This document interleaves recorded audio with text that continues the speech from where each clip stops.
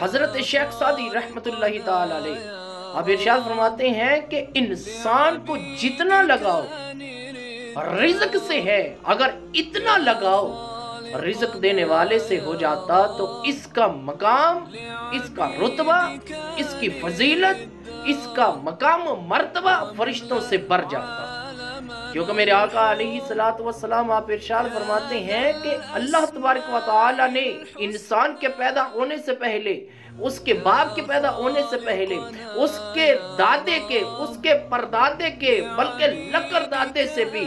پیدا ہونے سے پہلے کیا انسان تیرے نصیب میں رزق لکھ دیا کہ میں تجھے اتنا رزق دوں گا۔ یار جس کا وعدہ